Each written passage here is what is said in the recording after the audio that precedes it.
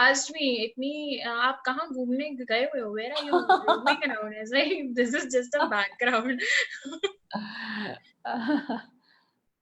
So this is going to be live. Okay, we are live on Facebook. So officially, most welcome to Tea Time Talks. So this is Dr.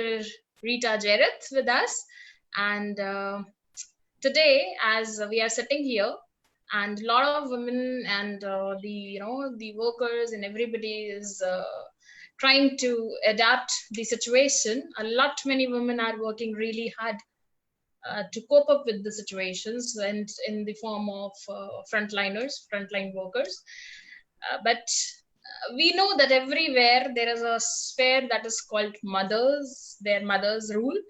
And as they say that whenever God couldn't think of being in specific in person, he made mothers to be there. So that is how he made his presence felt everywhere. All the care, all the determination, all the strength in the world they are carrying.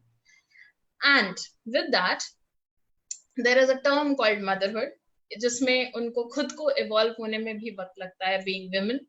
So आज हम बात कर रहे हैं about the progressive motherhood, because when we talk about motherhood, there is a call which says that every mother has to sacrifice, sometimes compromise. How good is it to feel that way? Does that give acceptance of motherhood? Or maybe somewhere we lose our own identities as women. So कल पूरी दुनिया international mother's day मनाएगा as 10th of May, World's Mother's Day, and happy Mother's Day to all the incredible mothers. आज हमारे साथ doctor Rita Jayrath हैं, और she is herself an incredible mother. So आज हम लोग उनसे बात कर रहे हैं. Very, very good evening and most welcome, ma'am. I would like you to actually tell us who you are, because I can't even quote you a superwoman. वो भी कम लग रहा है मुझे. Thank you. Who are you? That is very, very generous of you. My God. It's a process when we become who we become, but deep inside we already are who we are. So I am Dr. Rita Jairath. I am an IFBB Figure Pro and IFBB Pro League International Judge. I am a writer with magazines like Crunch Today and Fitness Guru and bodyandstrength.com. And that's a platform where I also mentor junior athletes and upcoming sports persons and people who want guidance with their fitness and lifestyle. And I have been conferred the title of World Peace Ambassador by Walk Hard Foundation, affiliated to the United Nations. And I'm also a very, very passionate student of Bharatanatyam. So that is who I am. And then because today we are celebrating Mother's Day, so I am, very much a mother. And that's something which I have to mention in particular. A wonderful one. Thank you. So, as you know, as I always say, generally also when we talk about a woman, we say that women are multi-talented. Multi-talent हर level पे, हर discrimination के साथ हमें मिलता है. Body building and dance, that to,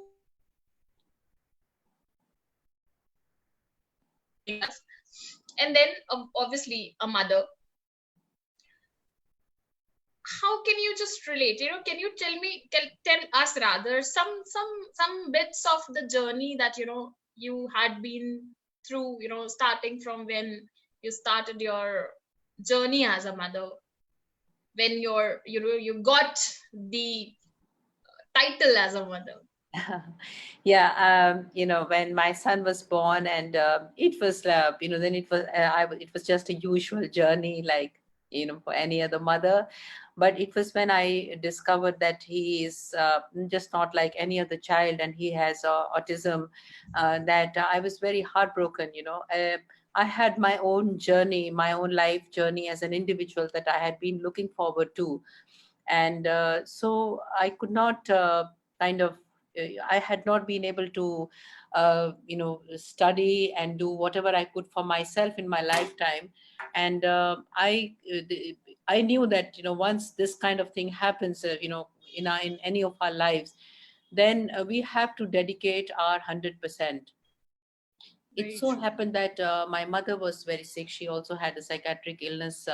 She was schizophrenic, and that was, to a very, very, a considerable degree. And so, that is why my own journey was still, incomplete and pending. So, I knew that this is something which is going to be with me for life. And I was, you can say, very ziddi, very adamant with the things. And I was very determined to do whatever I do. I wanted to give it my 100%. And in the process of bringing him up, I had to, at that time when he was diagnosed with autism, that was, in late 80s, he was there was no knowledge about different psychiatric and ailments in India. And there was only one word, pagal, that's it, that this guy is mad, that's just a mental sickness. And there were only two slots: either you're normal or you're not, that's it. The variations and how different ailments manifest themselves in different individuals, and the kind of awareness and sensitivity we needed at that point of time was not there at all. And I had to approach some of my relatives who are abroad to get the literature and read about it myself, and have my own therapeutic modalities to take care of him. And then eventually when he went to school, obviously he would stand out. And I was very determined to have him educated in a normal school, because I thought that the more we try to get them into mainstream, all these children, it helps them to believe in themselves, that as they are very much a part of the society, and they get acceptance. So I used to get a lot of resistance from the school also, that we cannot have him and stuff like that, that maybe we are kind of jeopardizing the growth of other children. But I always insisted on one thing, that you should look at it the other way around, that forget about my child, but the rest of the children will learn to become sensitive to a boy like him. Why don't you think that the others will not be harmed, but they will, the normal children, so called, they will learn a lot by having a child like them, like that around, themselves. So I used to contribute with a lot of work in the school, and I never allowed my growth to stagnate. Whenever, even when I was teaching my son, and I had even a few minutes in between, I used to read about autism. I used to read about so many things that I could do. And, it is said that children with autism have a smaller cerebellum, cerebellar hypoplasia. And I was advised by one of the doctors to teach him swimming and skating, balancing exercises. So I also learned and taught him. And so I participated again, actually, in those years, in swimming competitions myself, because I knew if the mother is not there with a child like that, then he cannot do it. And he learned all these things in spite of all the obstacles at a very early age. Like, this disposition was there in me, not only for him, for myself, but just that's who I am. That I am very, very determined, and I try to take whatever I do till the very last level. And one of the things, I don't know whether it is a positive thing. People say I take things too seriously, but I have never, whatever I have done, in the last, say, about 5 decades, it's a lot of time. So whenever I did anything, I took it to as much level, as high as possible. And that is why I am, at the age of 50, I am, I'm able to do several things at a time. I am able to juggle around, multitasking with various aspects of me, because everywhere, in my ears, at every point of time, I was giving my 100%. So and that kind of has gone to my son also. he did his, with all the challenges, and even if it's not so well, he did his post-graduation from Leeds Metropolitan University. He did his graduation and post-graduation from UK, in multimedia computing. And that is why he helped me to set up this screen today, because we as a generation, are not so techno savvy. And so I am so happy that, he helps me out in these things. Okay, so that is what we call that a mother and a child's relationship it has always been a symbiotic relationship. Once Yes, you're giving we grow and then you're together. Yes. it's always like that. I just want to know one thing, ma'am. When did you get to know that Anish? That's obviously to for all the audiences. That's He the was name of about one and a what half to age 2. you got to know that Yeah, he's he was about 1.5 to 2 years. He wasn't speaking at all.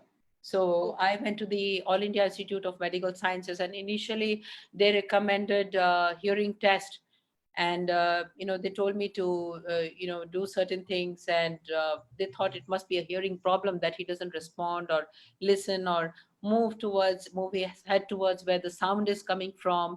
So he looked so normal, and the other milestones were normal, because physically he has no problem.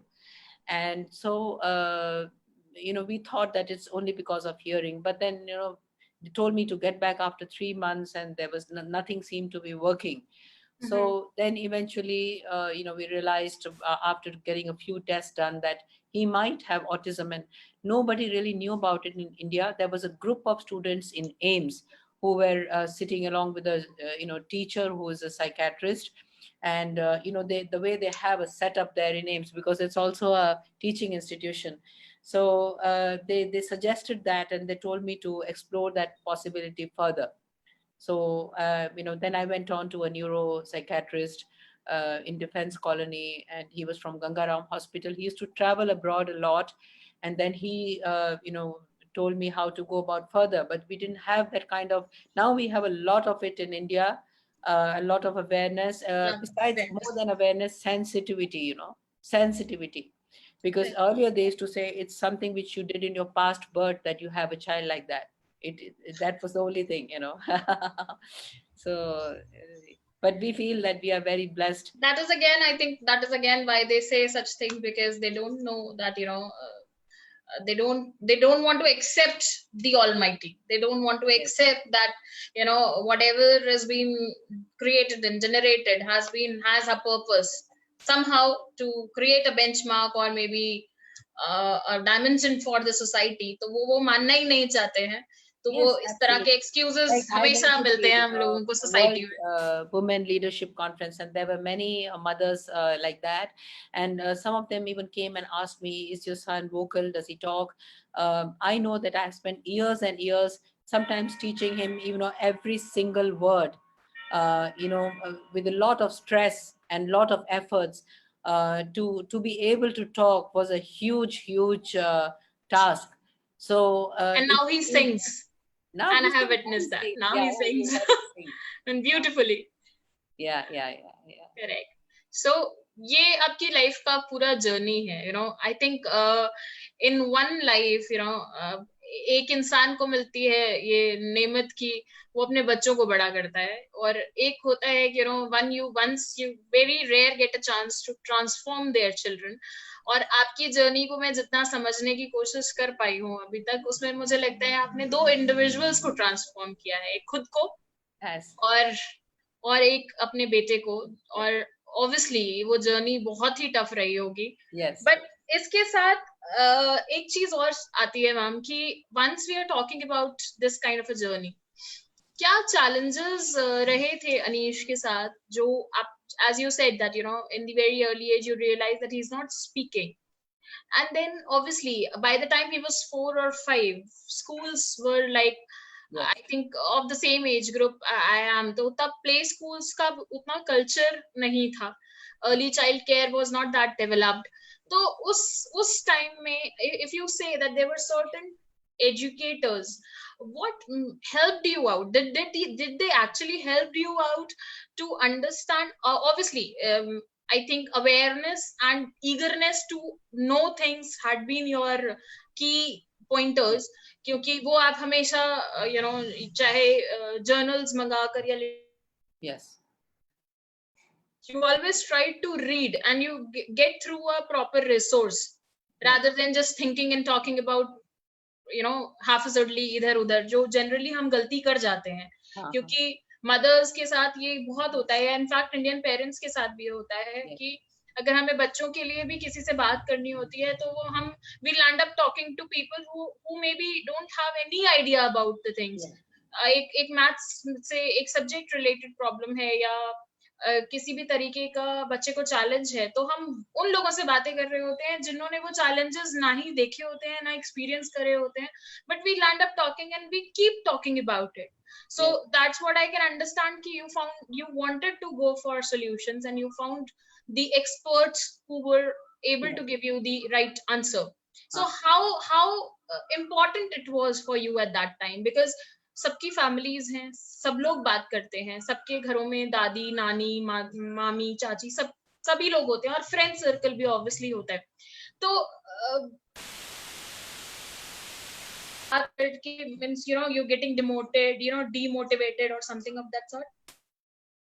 Oh, there were hundreds and thousands of incidents to demotivate me, and it is, of course, you cannot imagine. It was a very, very painful journey. And my husband, being in merchant navy, he used to be on the ship all the time. I was just alone by myself.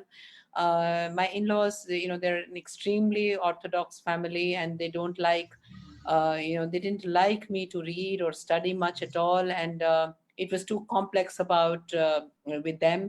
And so eventually I was living just all alone by myself. But then I got to hear all sort of things that she's just pretending, he looks normal, and she doesn't know how to take care of him. All sorts of oppositions. I mean, you name it, and how the neighborhood women talk, and you name it and you have it. I went through all that to an absolute extreme, especially when I was very young and I was very alone. I had absolutely no help. But yes, studying, as you said, reading is very, very powerful.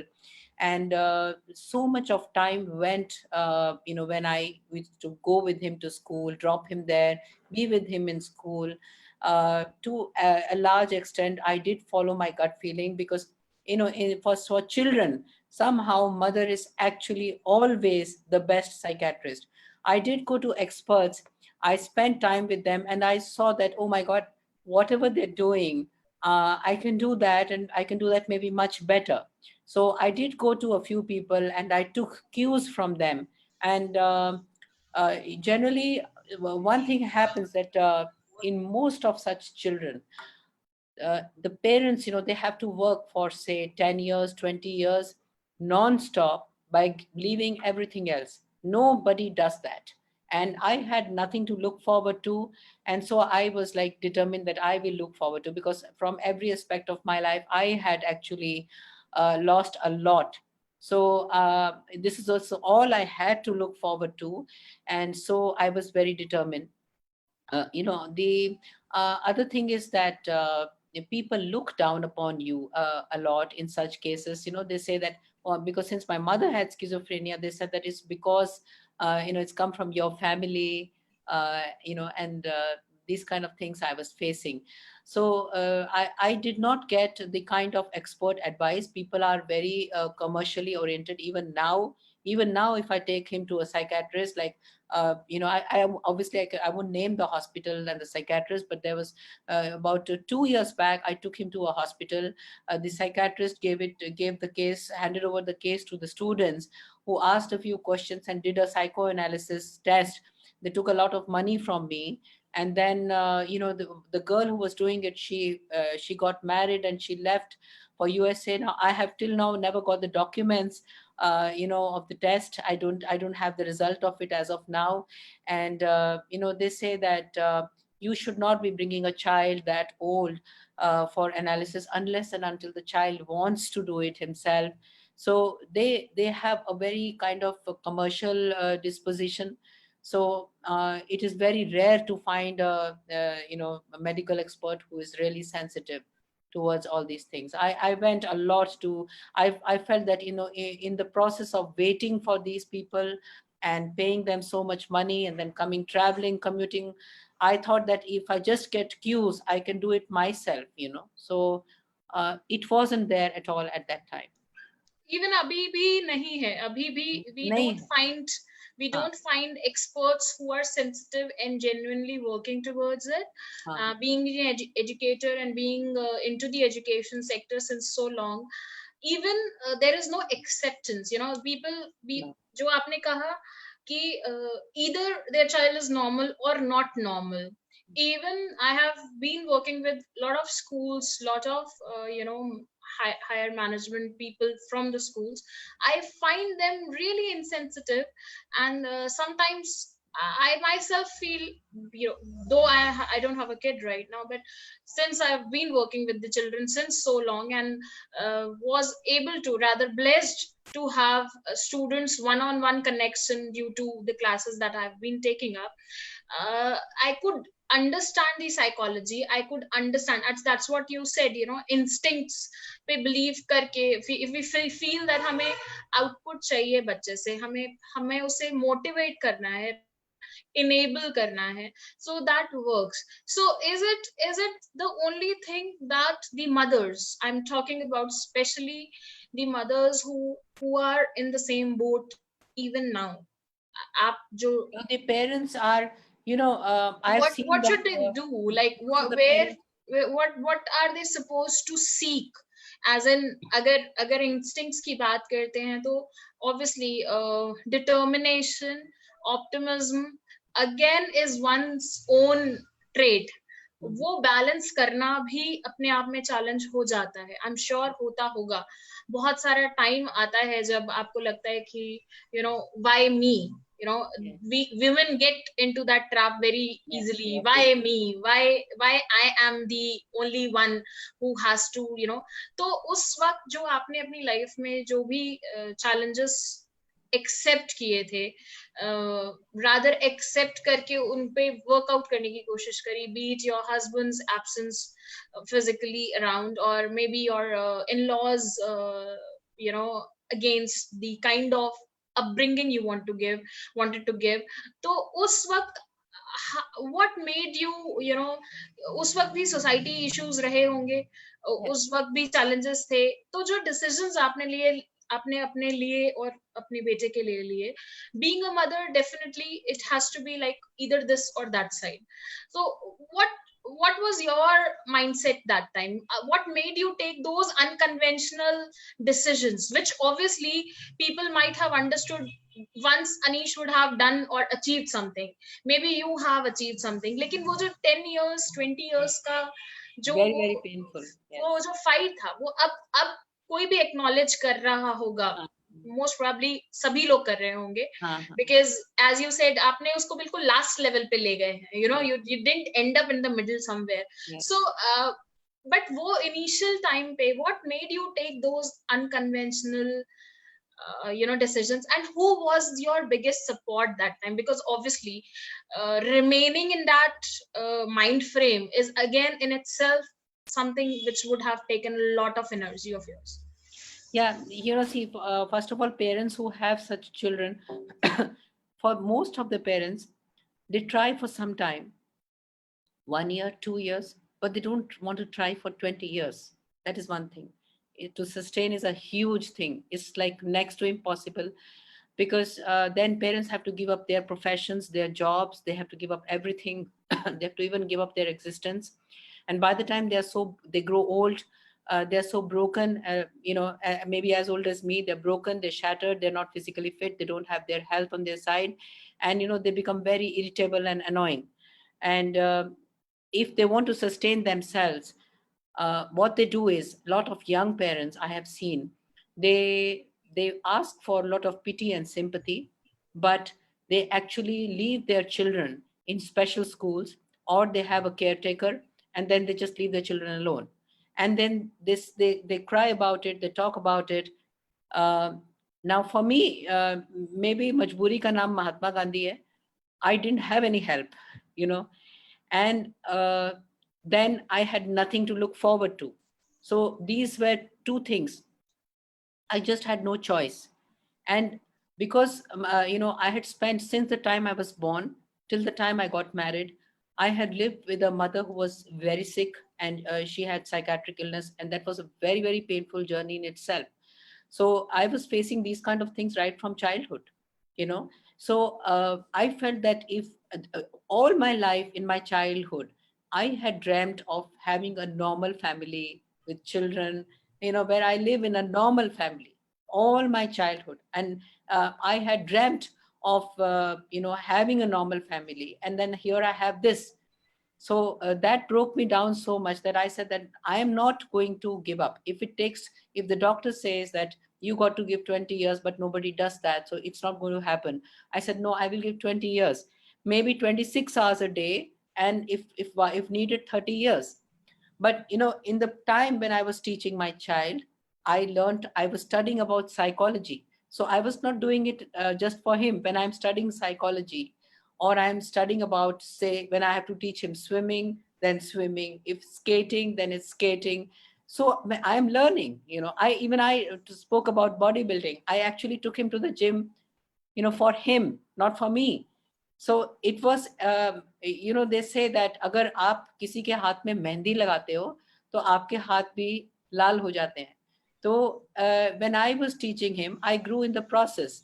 And since there were so many obstacles in my own growth, but in the process of teaching him, I was learning. I actually did my education two times, from nursery to 12th. And my son's classmates used to ask me on the day of the examination, Auntie, aapka exam kaisa hua? We will not ask Anish. We will ask you, how was your exam? So that was the extent to which I had blended my life and journey into him. So that kept me going. And what gave me the courage was that, oh my God, I have wanted to have a normal family all my life. I have dreamt of having children, who will be wonderful and give me happiness. And if I don't have it, then I have no choice but to make it happen. So that, I think, my biggest inspiration was Anish himself. I wasn't doing it for him. I think I was doing it for myself. And I was told, a lot of times, like sometimes I used to be told that I don't give time to anybody else, be it my husband or my in-laws. I don't meet them, I don't give time to anybody. So I was criticized for that. And every criticism, I used to tell my own self that even to take the criticism on yourself is part of my sacrifice for helping my child. So it's a very essential part of my journey. You have to have the courage to become a bad person in the eyes of the society. If the society can call me a bad person and I can move on. And I think the same thing I told in the previous talk also, that when you are in a dilemma, look at your value system within you. If you know that you're doing it right, don't care about the world. The world will then, it will come back. It takes time. It takes years, if not decades. Then at the end, you know that, life will, people will come back to you. That now there are a lot of people who want to, come back and associate with me, but I have a wall around me now. That too of a glass. And I can totally understand that. So I just want to know one more thing, as we are heading towards your journey and Anish's along, like दोनों की अलग तो consider ही नहीं कर सकते. But obviously he was a son, and you being a mother, there must be times when he was, into his adolescent years. Yes. And हम अपने बच्चों के साथ being parents, like either बहुत ही what should I say, बहुत lenient हो जाते हैं, हम उनकी ड्राइविंग फोर्स ही खत्म कर देते हैं, जहां पे उनको सेंस ऑफ कॉम्पिटिटिवनेस रहता ही नहीं है, नहीं हो रहा बेटा कोई बात नहीं. We instead of making them realize that you need to find a purpose, be it a sport or a music class or a dance or anything. Like for example, अगर अगर मैं अब की बात करूं तो वीडियो गेम्स हैं, बच्चे खेल रहे हैं. I being an educator, I always used to say, I love when you play, I love when you play, but I want you to create something like this. Try to find out ये बनता कैसे है. Instead of letting our kids say कि हमें 4 घंटे खेलना है, put your time in it. Love your work, whatever you are into. Maybe a dance or singing. बच्चा गाना गाना पसंद करता है, पेंटिंग आर्ट्स पसंद करता है. Big how unawareness plays that in role. क्योंकि हम अनअवेयर हैं, हमें नहीं पता कि एक डांस सीख कर बच्चा कहाँ तक जा सकता है. एज यू सेड, वो लास्ट लेवल क्या है. क्योंकि हम उससे अनअवेयर रहते हैं, हम बीइंग पेरेंट्स अनअवेयर रहते हैं, तो हम बच्चों को मीडियोकर्स ही रखना चाहते हैं. You be into the school and then the college and rest apart. एक ही पैरामीटर पे, एक ही भेड़ चाल की तरह हम चलते चले जाएंगे, and then you will get a job. And then suddenly comes in 2020 comes corona, and everybody is like, corona kuch nahi karna hai. So we are not prepared. Mentally we were never prepared for such kind of a situation, and this can happen any time, in any form. So life skills, being a person who has to be strong within, plays an important role, right? So जब adolescence की बात होती है, जब उस as की बात होती है जहां हम बातें सुन के बीइंग पेरेंट्स डर रहे हैं या बहुत स्ट्रिक्ट हो रहे हैं, या तो हम इतने स्ट्रिक्ट हैं कि बच्चे को रूम से भी बाहर नहीं निकलने दे रहे, या हम इतने लीनियंट हो रहे हैं कि हमें पता ही नहीं है कि वो किस डायरेक्शन में जा रहा है. सो वो बैलेंस कैसे मेंटेन आपने किया? क्योंकि जर्नी ऑब्वियसली डिफरेंट रही, लेकिन एज फैक्टर तो मैटर कर ही रहा था. Yes, yes, yes. Yeah, they physically grow up and they have. So yes, he did have his set of infatuations, and that was very heartbreaking, because he didn't analyze, and he wasn't able to handle it just like every other child would.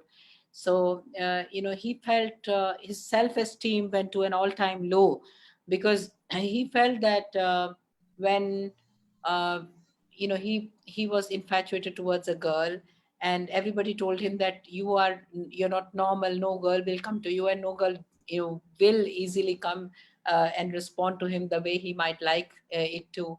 So I told him that you if you are talented, and these are not real friendships. And so that the few things, if boys also get into smoking and drinking, he never did. One of the major reasons was that you set an example. You learn to find happiness in millions of other. There's so much to life that why should we be get entangled in these vicious cycles and these maya jals. This is maya. There is so much to bring happiness and to raise the self-esteem. And when you're always there for your child, it has a very positive impact, because they see that if he's seeing me how I am, I don't get into drinks and smoke and all that stuff. So he thinks this is what life is, because you are taking advantage of his simplicity and taking it the other way around, that he's so simple that if he thinks I like something, I'm doing something, that's it, because I'm the only one who's brought him up. So we are like friends. I'm like I call him that, I tease him, I'm your younger sister, you know so this is one thing, that you handle that aspect of it. Actually, it is not so difficult. Why it becomes difficult for normal parents is, there is a gentleman with a glass of beer and says, don't take alcohol, it is not good for your health. Don't watch too much of television. When your child is seeing an example right before you. My father was a huge example. He used to read all the newspapers, and when I wouldn't read it, he used to underline things on India Today and tell me, go through it and I will talk to you about. I want to make sure that you read. And when I was a little child, he had got me membership of 5 libraries. In those days, we didn't have Google and all that. We used to go to libraries. I actually did my 12th class research project with Encyclopedia Britannica. I used to go all the way to other end of Chennai and travel by train to write, sit and be able to write in a library. So, what you see, you follow that in the family. So these things should come from the family. So we say that children are, not on the right track today. What are you showing them? That is one thing that parents must ask, themselves. Secondly, when it comes to autistic children, we need to break down, if you want to teach a child, not only autistic, if it's dyslexia or spastic or any micro thing. So many things we take for granted, like just tying a shoelace or wearing the socks.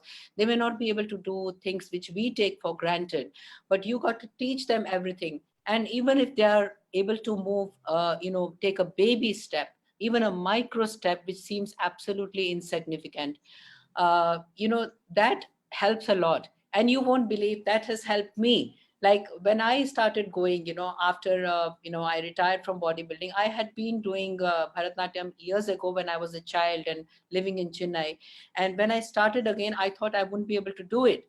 But even if there was a micro improvement, you should be ready to accept uh, people as laughing at you and being clumsy. So even now, when I go amongst very, very senior professional dancers, I don't mind if I'm clumsy, because I want to learn. And then in a period of 2 years, you improve. And even your teachers, you should be able to surprise your teachers that is this the same person 2 years ago. The only reason is that I don't give up.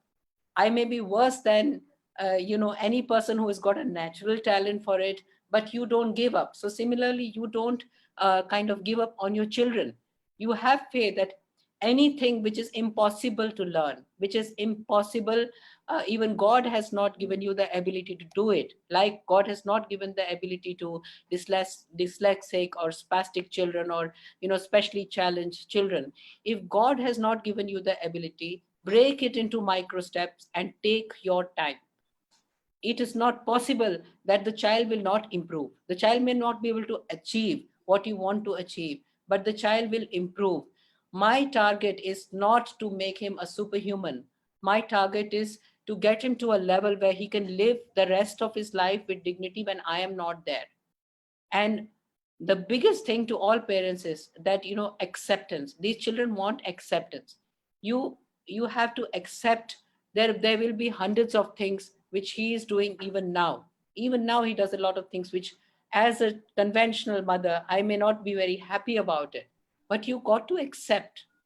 There's so many things which you may not want. You have to understand, accept the will of God and go with the flow. Once you have that, you are in peace and harmony with nature, with what is supposed to be. And once the harmony exists and you accept and move along, definitely it's going to only get better. It's not going to go worse. But if you're going to feel sad and bad and try to resist something which is natural, it is going to hurt you for sure. So these are the things which I have followed, that accept and keep doing.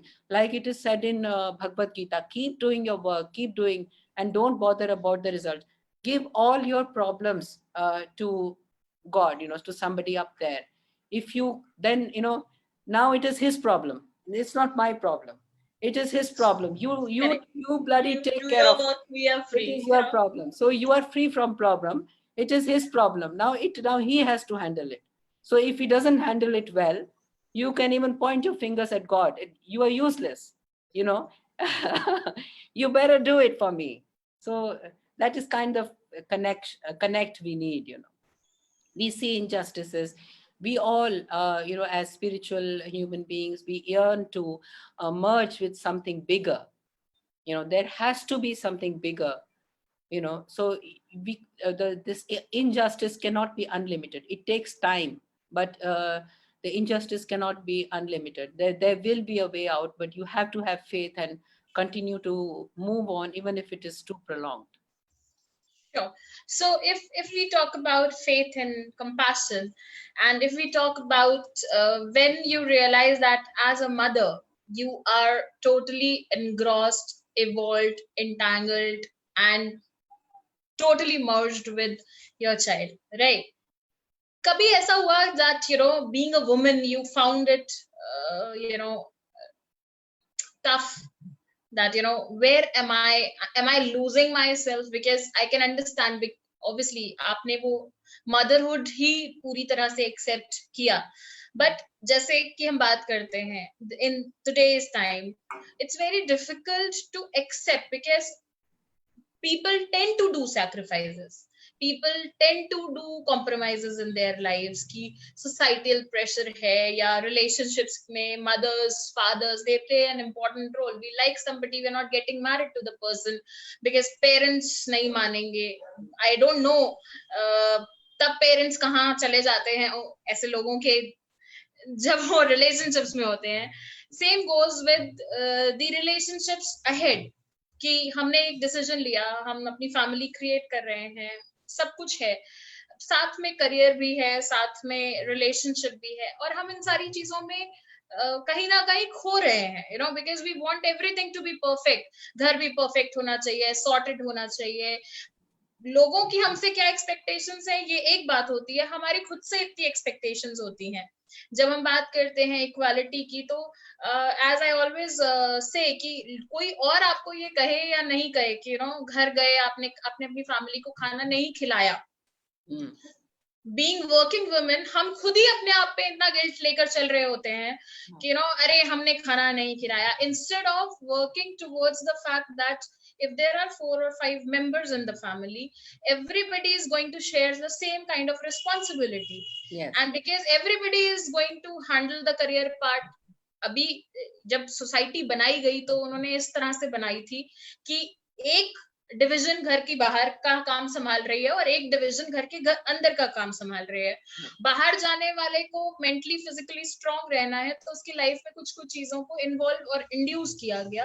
जो घर में है the person needs to be caring supporting, तो उनकी lifestyle उस तरह से बनाए गए. तो जब वो सोसाइटी बनाई गई कुछ 5,500 पहले, जब सिविलाइजेशन को डेवलप करा जा रहा था, उस वक्त तो वो मौसम और माहौल ठीक था. बट वो आते आते आते आते डिजरेट होते होते अब सिचुएशन ये है कि काम भी कर रहे हैं, बाहर भी दो लोग जा रहे हैं या फैमिली मेंबर्स जा रहे हैं, मदर्स वर्किंग है, फादर्स वर्किंग है, आगे बच्चे भी वर्किंग है, but all the pressure women tend to take on their selves. Yes. and themselves. और फिर वो लोग उनसे कुछ कहे या नहीं कहे, वो खुद ही अनहैप्पीनेस को एम्ब्रेस करते रहते हैं बिकॉज दे फील कि वो कभी भी कॉम्पिटेंट है ही नहीं, they are not able to do. तो वो सेल्फ वर्थ अपने आप में खुद ही लूज करते चले जाते हैं. So at that time when you found that Anish will be somehow dependent upon you, how you made yourself enabled in that very manner, आपने वो कैसे किया था?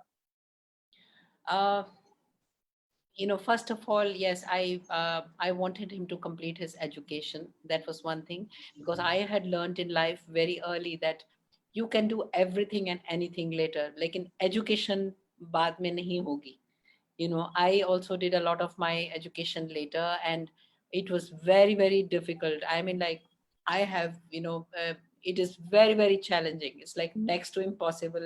And I used to tell him, Dekho, I have done it later, I managed, but you will not be able to manage in the time when I'm alive. Make sure that you finish this. So that was one thing that I got him, because a lot of people also opposed that you're sending your child to UK and it involves a lot of money. He's not going to earn it back. He's not normal. So my reply was that my purpose is not to get him qualified so that he can earn some pounds in UK. My purpose is to enrich him. And the reason why I sent him there was we didn't have sensitivity here in the society. People would make fun of him, try to exploit him, try to manipulate him so that he can get money out of me. And, all sorts of incidents happen. You know how the children are. But there they have an autism society. In the beginning itself, he was given a card which gives him legal protection. And he had counselors whom he could go to in the university itself. So my purpose was to first to enrich him and make him capable. Even now, I do worry. One of my major anxiety is not anxiety. I don't worry because after a point I've left it on God. But I'm every day. It is my endeavor to make him more and more and more capable. And I visualize that by the time it's time for me to go, he should be so strong and capable that he should be able to live his life in dignity. I got to build a structure and a system around him where he can do that.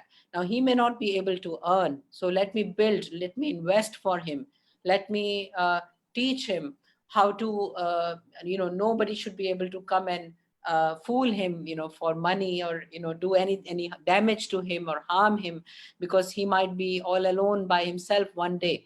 So I have to create a system around him. If I feel sad that he's not capable, like my neighbor's child or some of his classmate or something like that, I will never have the strength to do it. I will always be thinking about the negative part. So whatever is there, first of all, you have to accept it. Now, this is the situation. He's not going to improve beyond a certain level, but we can do our best and make him as best as possible and create a system around him. Now, there is no guarantee even for a normal child, but after doing everything, if even if that something happens, then that is God's will.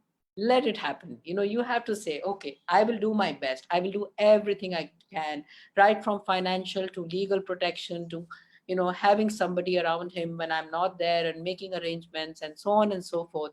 I will do everything. But even after that, if he still has to go through, then that is destiny. We do everything. When I was pregnant, I used to actually listen to the Gayatri mantra and classical music, and so do so many things, so that because we had heard of Abhimanyu, hearing about how to come out of the Chakravyuh.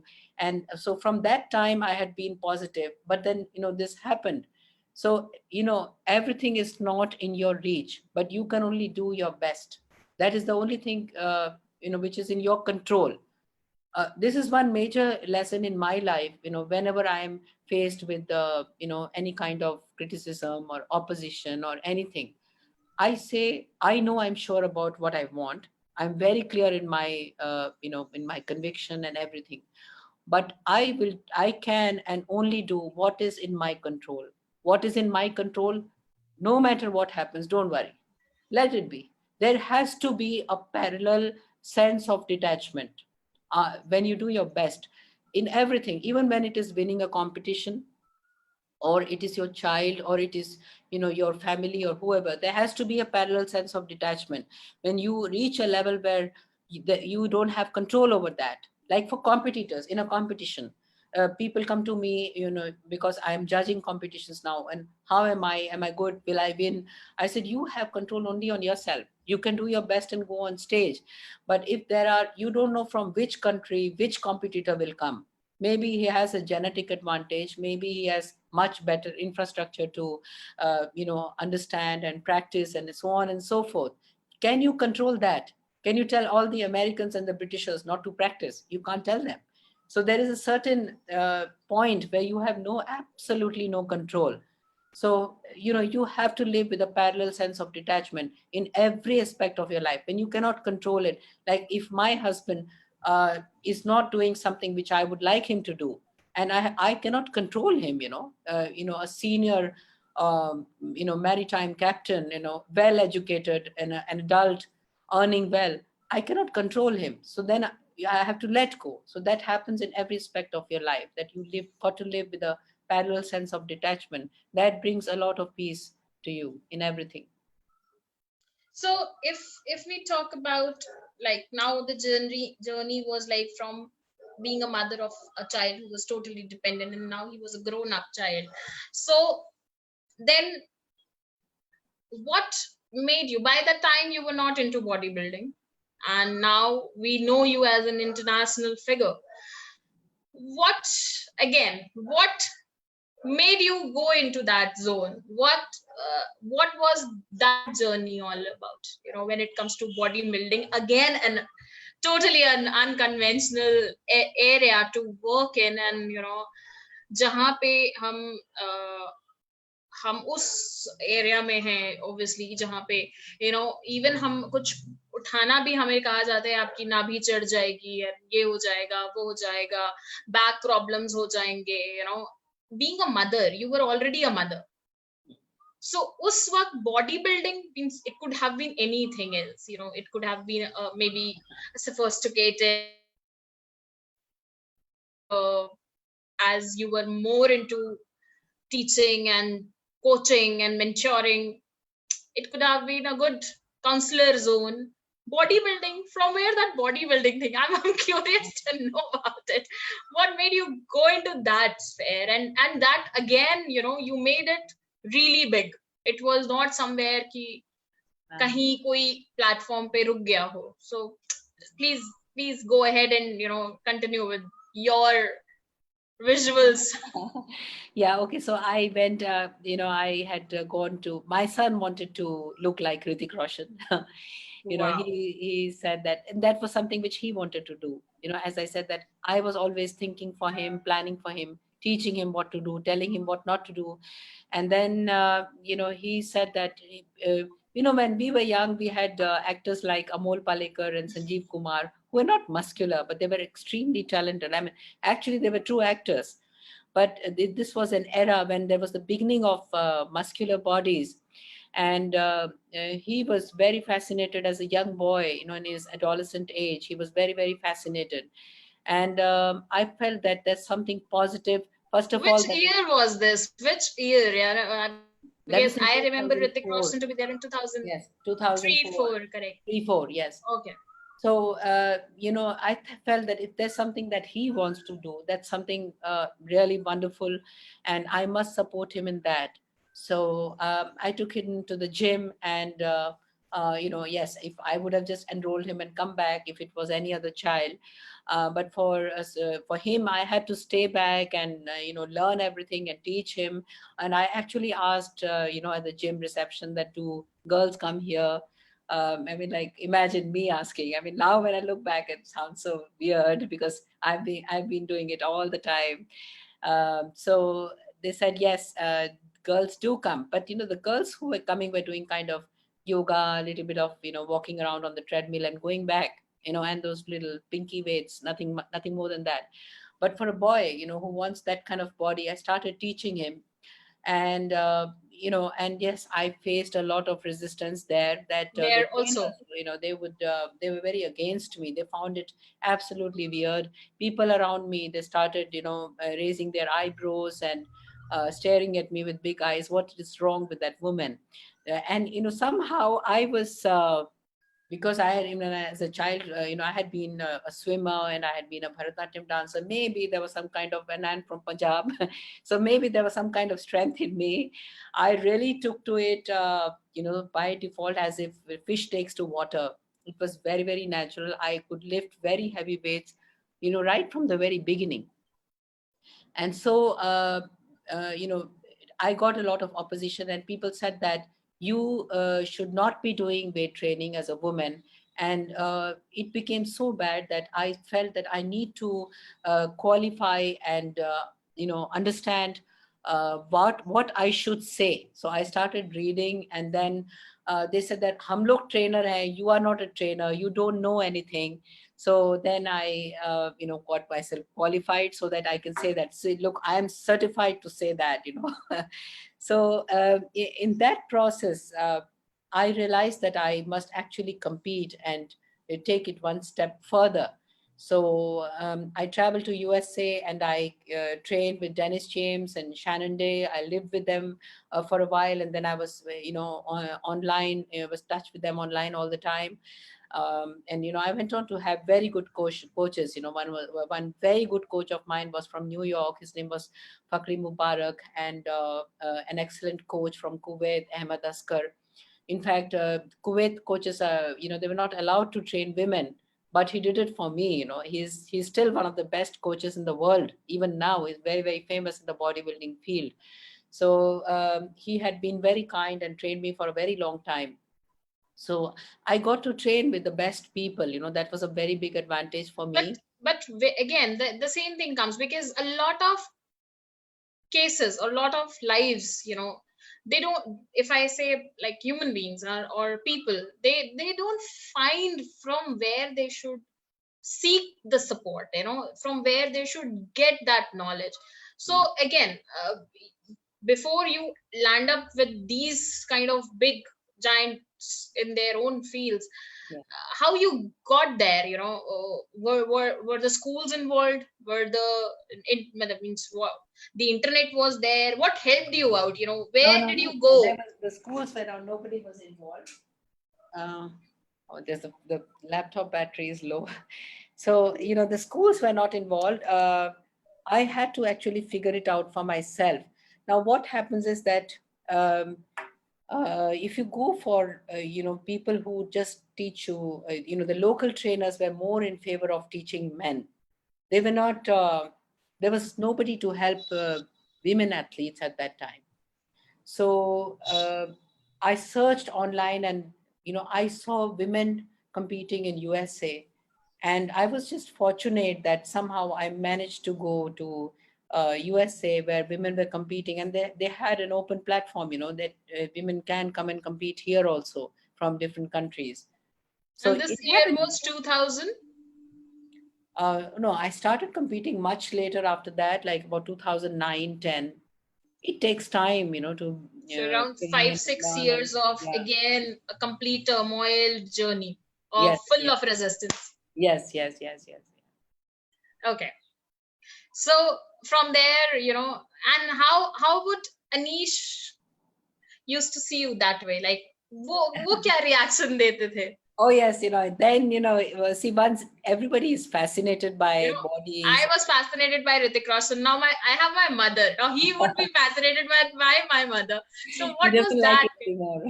He still goes to the gym because he's supposed to be fit and strong. I Right. take him every day. He does music classes online. But once he got to know what it takes to actually build a body, like he doesn't sometimes agree to go with me to the gym. He says, I will go on my own, because people used to tease him. Your mother does such heavy squats, and you're a young boy, you can do it. So he says, I don't want to squat like my mother, and he doesn't like muscular bodies. He likes like very, very feminine bodies. But that is one thing that we have learned, that he has probably learned it from me, to give space. If I want to do something, let me do it. If you want to do something, I will not oppose you. So he used to actually take my pictures. He was supporting me. I used to tell him, do this for me, that, and he was supporting me. But if you ask him whether you like to do very, very heavyweight training, no.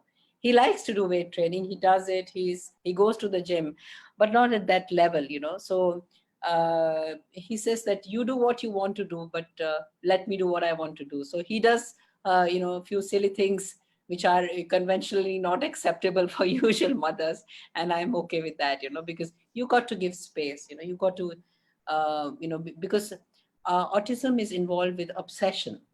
So if you push too much, then they can go to a level where they can get violent and aggressive. So it is easier said than done. You have to accept a lot of things which may not be there, but for the sake of peace and bringing about a balance, that's how it's going to be. If I push beyond this point, it's going to be very, very counterproductive. So you got to accept and live with that.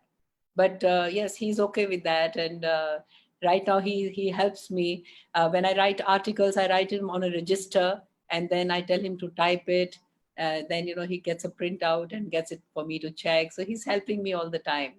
Oh, that's what he does. So that's what he has already, he had learned since Yeah, long. So yeah. now, again, before we move further, there is a point that came in between, wherein you said that, Anis, was looking at you and he refused to go. That I don't want to do it like my mom. Yes, yes, So yes. there comes the peer pressure, which generally children face. And they say, we don't want to be like other one. Generally parents come up with, देखो अपने बड़े भाई को, देखो Yes, अपनी बड़ी बहन को. So, ये general भी होता है. yes, You know, उस चीज को parents को, specifically mothers, because I believe that the one who's spending more time is a mother to a child, yes, not जो पहले की डेफिनेशंस हैं कि मदर है तो वो वही था that mothers used to spend a lot of time, but अभी की society में the one who's spending more time is a mother to the child. So अभी उस चीज को कैसे कैसे हैंडल करना जरूरी है, बिकॉज अगर हम push, that is again, if you push beyond a limit, that becomes counterproductive for the children.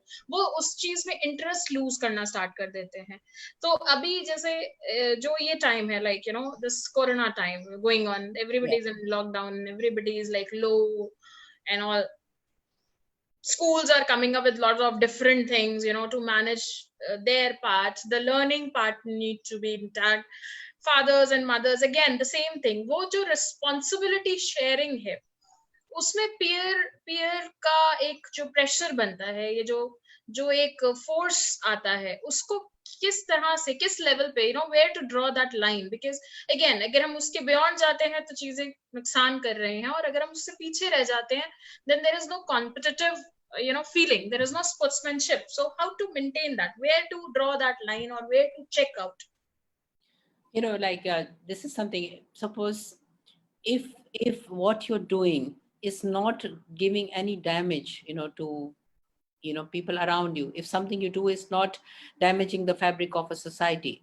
Say, if you have a daughter and she wants to color her hair pink, she wants to get her nose pierced, it's fine. My brother's daughter once said that she wants to wear her dress inside out, and his wife was like furious. She said that this is ridiculous, and so he said, let her do it. So she went with her dress inside out, actually, and then everybody made fun of her.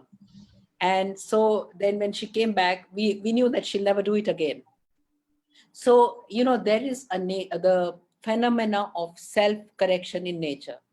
If you are always abiding by your values as a parent, my father used to tell me a lot, this thing, that if you have your values in place, you will be leading by example.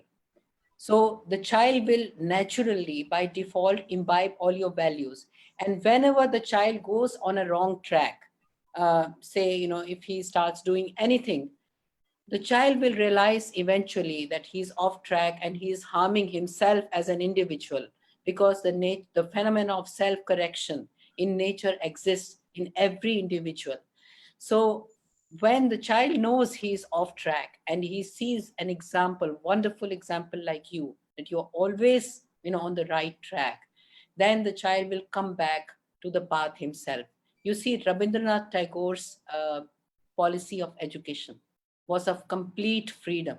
He gave complete freedom to his child. The problem with freedom is that it comes with a parallel sense of responsibility, and True. that it corrects you. So if your values are in place, the child is going wrong, the child will correct himself. And yes, checks and balances are needed. You got to tell the child periodically that this can be wrong and this can harm you. Whatever you tell your child not to do should be done by giving reason. Give reason for everything, and control yourself. If you're going to get aggressive and angry and then say, don't do this and don't do that, the child will never, never, never follow. If you're going to love the child and say that what you're doing can harm you in this way, you should not do this because of this reason. And the second thing is that if your values are in place and you are not poking the child for things that are not harming the fabric of the society, if they're not harming anybody else, if they're just people laughing at you, let them have their fun. It's fine. I can wear anything. If a child wants to go with a wearing sleeveless on a cold day, let them go. They will freeze themselves, and then come back and they will never do it again. So the phenomena of self-correction. So there are three things, the self-correction ability, your own values in place, and not poking the child too much when things are not harming others, and giving the biggest thing, giving a reason for everything. If you can follow these principles, then even if the child is not going exactly like you want him to go, it's fine. Be comfortable with that. You cannot go wrong with that. The child will will be on track. I've seen children who are who parents who are very academically oriented. They may be doctors and engineers, and suddenly a daughter, she wears all those earrings and stuff like that, and she wants to be a DJ. So the parents are, oh my God, you cannot do this. This is not how our family is. We are educators. We are, very high end. The Right. problem is in the parents. The problems do not realize that that is also intelligence is not only academic intelligence. There is musical intelligence, there is spatial visual intelligence.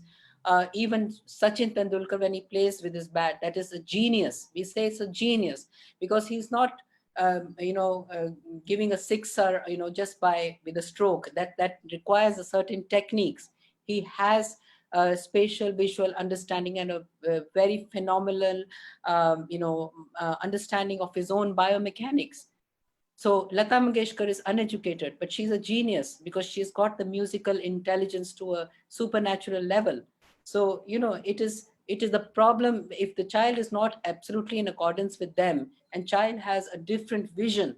Then the problem, if that the parents are not allowing and they are having a problem, then it is the parents' problem, not the child's problem. The child is fine. He's I'm following sure his. a lot of kids listening to you would love you for this. So again, as we are leading towards the end of the session today. We have almost covered the part, but the thing that just got in place was there are different types of intelligences. Yes. You know, uh, how important it is to be enabled, because now I'm going to come up with a few things which are really relevant to the society. For example, we always talk about child abuse, Hmm. domestic violence, and all this.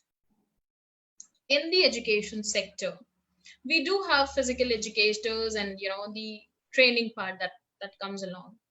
You said you started your career as a bodybuilder in your late years. If I talk about the kind of abuse and the kind of domestic violence we talk in this society that is happening, and it is not gender biased again, the girls are suffering as well as the boys. So Yeah. if then, as I always say, that if we see things which are somewhere relevant in the society, whether good or bad, they are not discriminating. Not even the COVID is discriminating. So it's like, what what is the importance of this physical development, the endurance, the stamina, and the self enability to make up an individual. I understand that academics, of course, is one part. In schools, we know that there are coachings, there are taekwondo trainings going on. In the previous session that we had the panel of principals on tea time talks. We raised this question there, and somehow we realized that the educators, the system, they feel that they are able to take up this issue to the level which is supposed to be. But the statistics, the numbers speak something else. So as a person who's already into the fitness world, what do you think that should we genuinely start focusing on the physical training right from the beginning, so that at least this level of stamina and the endurance which is required for our daily lives to be safe, sound, enabled, that will be a helpful tool. The physical stamina and strength that develop helps you to work endlessly without getting tired.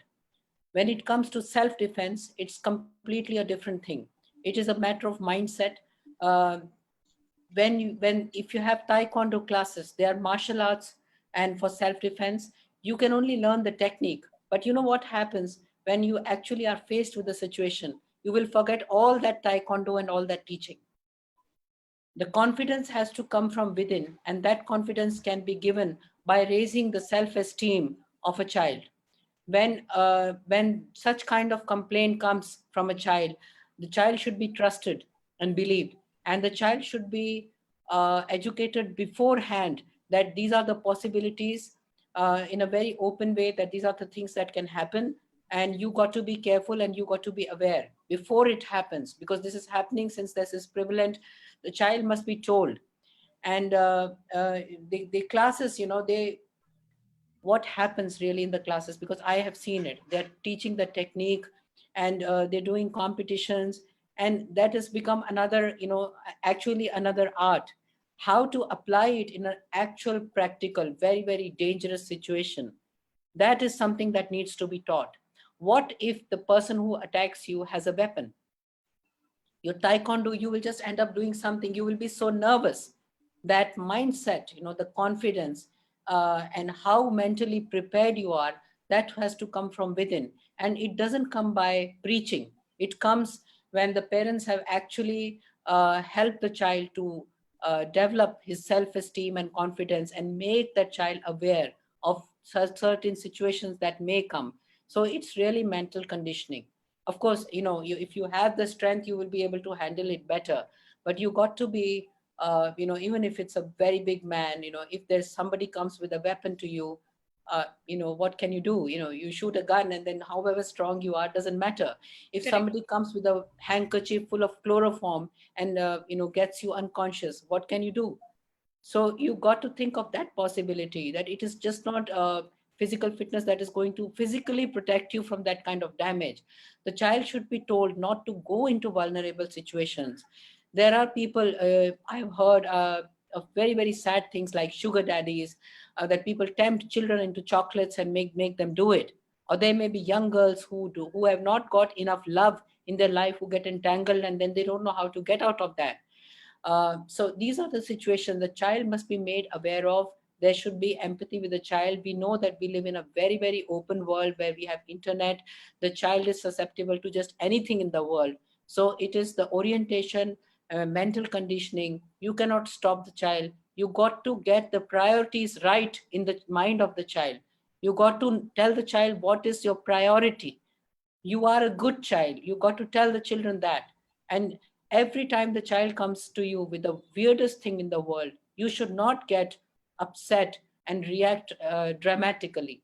That is one thing that every parent must learn, because children, parents get hyper. No, no, I cannot control. You cannot be this. And then they start crying and emotionally blackmailing. That should not be there. You have to accept that these are the things, that my child is on the wrong track. Now, what can I, first of all, control yourself. Only then you can tell your child to control yourself, you know. So I think it's more of mental conditioning. The physical part comes later. So if we talk about the orientation that says that need to tell about the things in advance to the kids, what age should we start doing it? Because there are different aspects at different levels. When Yes. it comes to girls, then to girls coming to the boys, then their adolescence age, then when they come in the age group where they are infatuations, and where they have to focus on in for on themselves and on their self-esteem.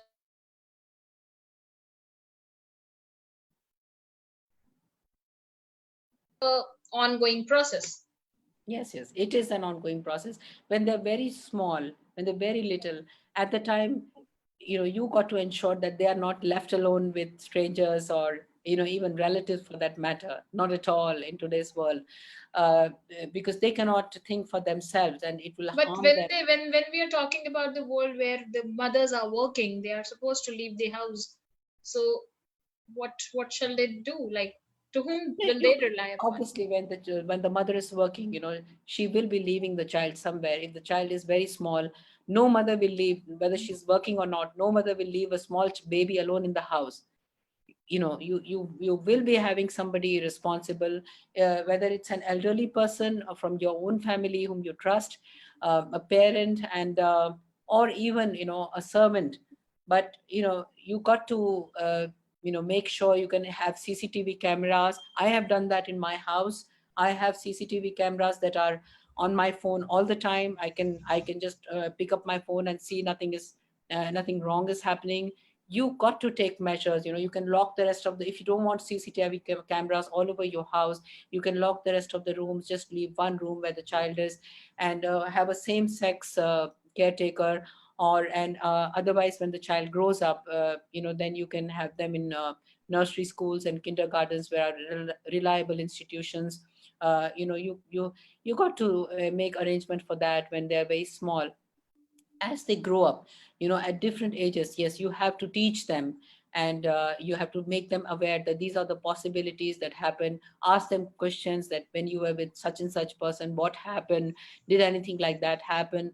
Not all the time. If you seem too obsessed with it, it may make the child scared and nervous.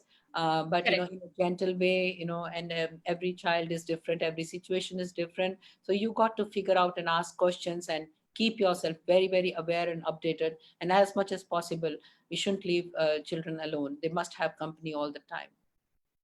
That's beautiful.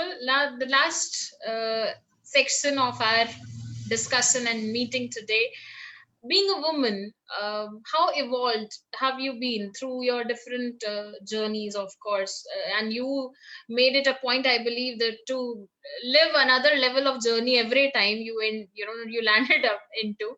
So, Mhm.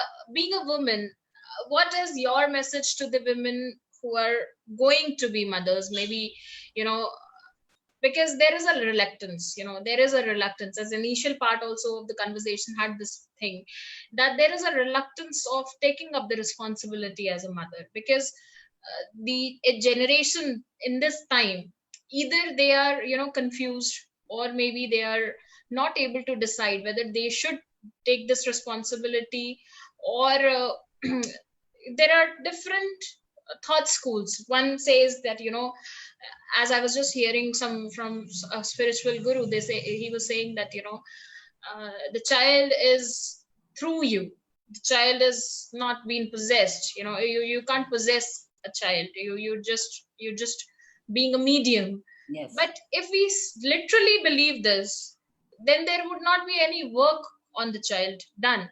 If we start literally believing this, so Yes. if I say it's an ongoing process and a journey, so it takes a lot of effort. Yes. In this dilemma, being a working woman, or being a woman who has some aspirations, a visualization of her own career or something, giving up on motherhood cannot be an option, because No. that is, I think, we are not ready for that, even neither by the society norms nor by our own choices.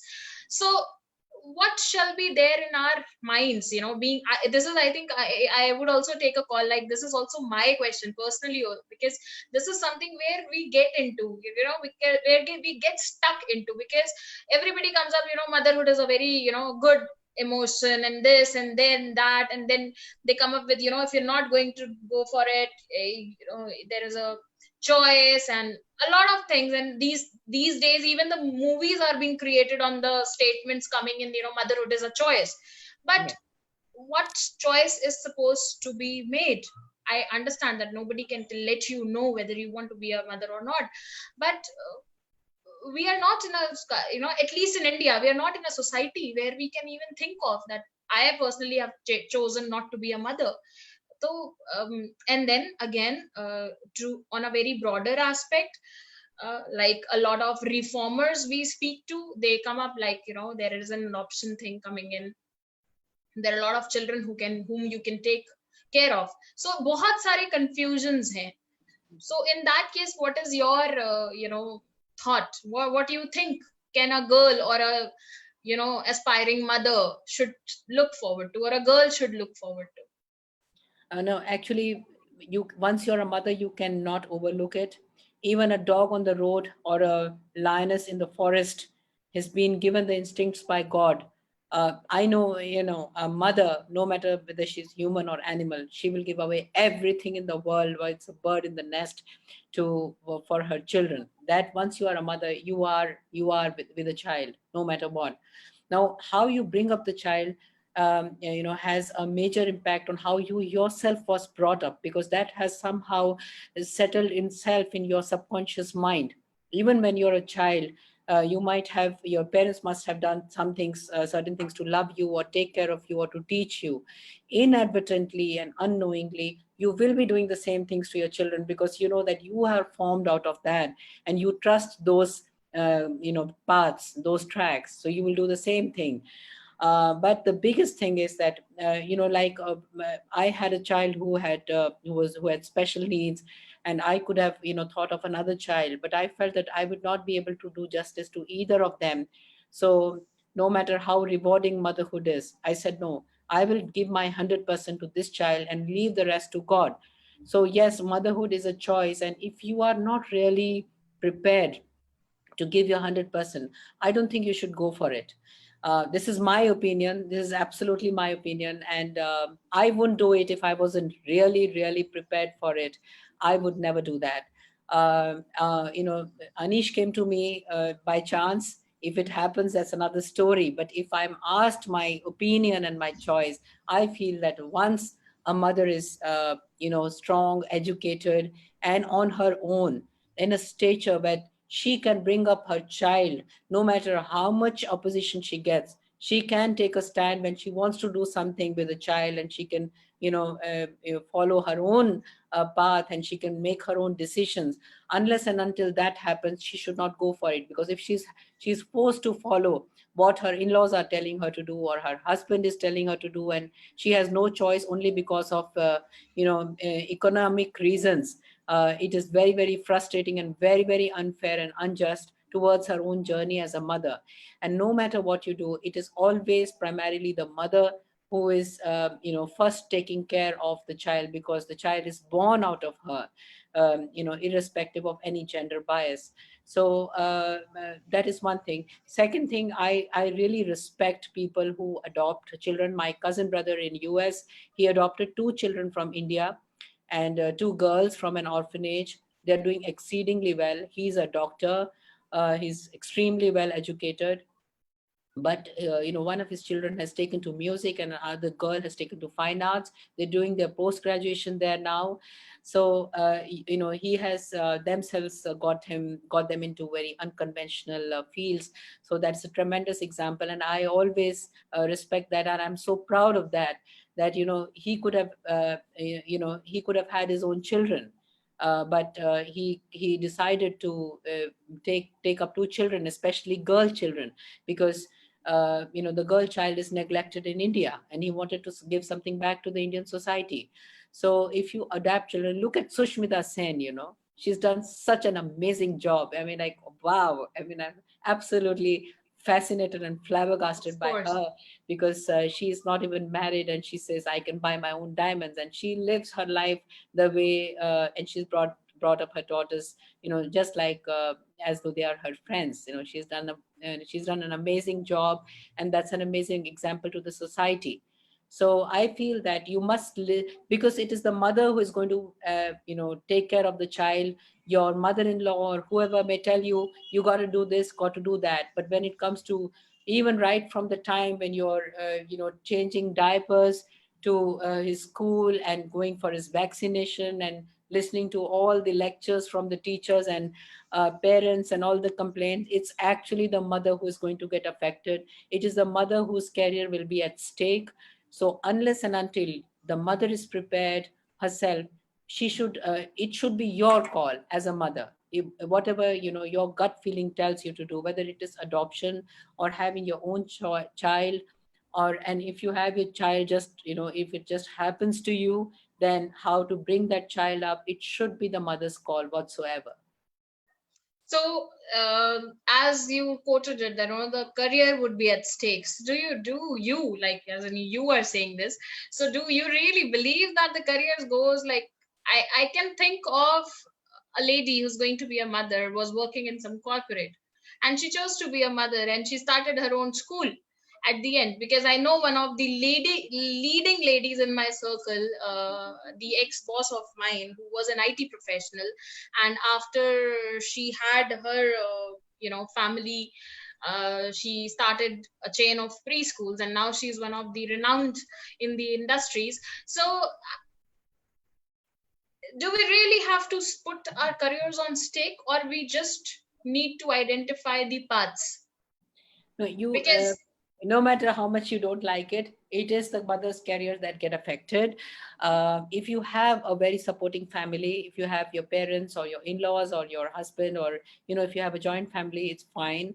But they got to be as much loving towards the mother as much as towards the child, because I see that, okay, the next generation is loved, but sometimes the mother is not treated very nicely. So the woman can definitely have a career, but her possibility of reaching to the topmost level, gets affected if she's not getting the kind of supportive environment at home. So if you do have a family, it's fine. But when it came to me, you know, uh, I was all alone. My husband was on a ship all the time. And if I would go out and do a job, even for a few hours, my child would never have been what he is today. Because actually in 24 hours I was not giving him 10 hours or 12 hours. In 24 hours I was giving him 26 hours. I'm not exaggerating.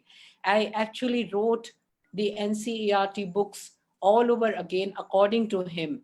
I studied, and then I used to sit back whole night and then teach him in his own way, in the most ridiculous ways, to make him by heart. I used to sing it out to him, or have puppets to explain to him. I used to do all the stupidest and silliest things to get a point. I cannot do it with a career, when I'm at topmost level. It is impossible. So, I started my journey when he was already about 18 years old, after he did his first year in graduation. After that, it was, I started my own journey. I actually did my education all over again. Even my graduation in Delhi University, I did it all over again. So you cannot say that, it's just they run parallel. So if you have a family who is supporting you, or you have a career like opening a nursery school, okay, the mother is having a nursery school, she takes her own child along with the other children, and then they grow together, it's fine. So by the time the child is in 7, 8, or 9 years old, the child is also grown up on his own. He's used to already having a mother who is a working mother, and they can pick up on their own. But when you have a special child, you cannot do that. I couldn't do that for about 18 to 20 years. So it really depends. It is such an individualized, a particular specific situation, that you got to judge it and analyze it from person to person. It's very, very So individual. it's as unique as a child and as unique as a mom, because Yes. every child is unique and every mom would be unique for that Yes, reason. yes. But And you have to understand one thing, yes, that the career of the woman is at stake. And if she feels that her career will still stay like that, just the same, if she's pregnant and she's delivering a baby, they do give maternal leave. So you cannot say that, it will just be the same. It is not the same. No matter how much we may like to think otherwise, that's a reality. It does get affected. so fair enough, because again that is what we need to conclude on the. So would you call it a compromise accepted, or you would you call it an evolution and a progress? No, it's not a compromise. It is an evolution, because no matter what you do, you should look at life as a whole. If you think that your career is everything, and nothing else matters, then no. I mean, like, you are growing as a human being, and at the end of it, if you hear about life, just a second. If you think about life as a whole, then everybody is going to forget. I mean, life is going to end. You cannot take it that seriously. Life is definitely going to end one day.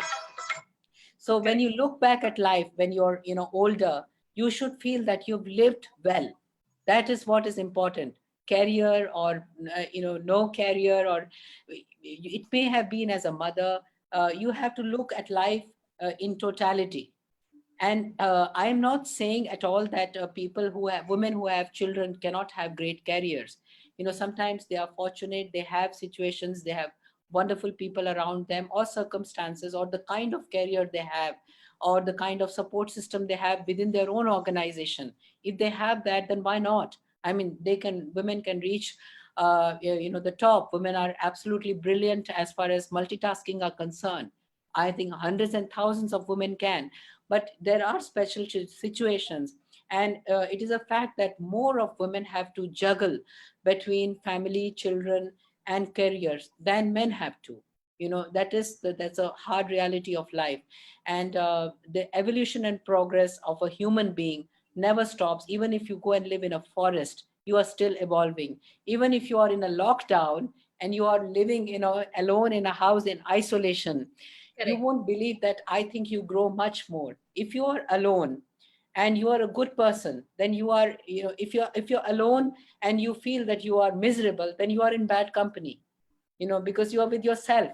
You got to be your own Correct. best friend. When you are alone, then you are getting space to discover your inner self, discover what interests you, understand where, you ask yourself that when you sit alone, what do you feel like doing? Do you feel like reading, or do you feel like opening up Google and then searching something? What do you like to search? Do you sit alone and even talk to yourself? Do you sit alone and sing? Do you like to look at the mirror and dance? That is who you are. So you are always evolving. But even if it is children, we actually continue to live through our children. So we are always evolving and growing. It is never stagnation. It is always evolution and progress. I'm sure about that. That's so wonderful of you. I think this is what the journey is all about of a mother, and that is why we always say that uh, a mother make a child believe that there is always a light at the end of the tunnel, but Yes. you have to go through it. Yes. So that is what I always say, that mothers have been the best influences. May it be that you want to be just like them, or maybe you want to not do the things which you see as a human being, as an individual, that they should not be done again, because somehow you can relate to, you can identify to. So at the end of this whole, and as we are celebrating motherhood, please give the mothers the most important mantra, which is required to be remembered throughout their lives. Because after today's discussion, this is very clear that this is not about raising a child from 0 to 9 months, and then 9 months to 9 years, and 9 years to 19 years. It will always be a role which has to be played till the time a person is a parent or a mother.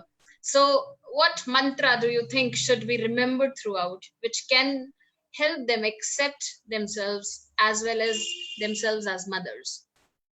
Yeah, I think that when you have a child, you should first of all respect that he is an individual in himself. So even if it's a 6-month-old child, he may have likes, he or she may have likes or dislikes. Respect that because he's an individual. So since he's an individual, you got to help his growth as an individual, and try to get the best out of what lies within him. There is a purpose with which every individual is sent to the earth by God, and help that soul and individual grow to his or her maximum potential.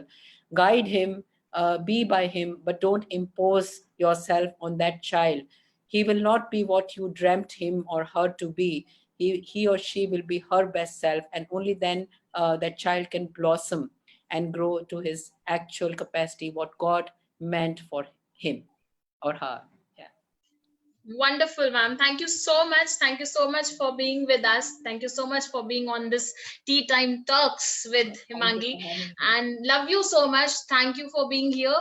And all the best for your ahead, endeavors ahead, and all the very best for Anise. And I'm really, really honored to have a mother like you on this incredible mothers series.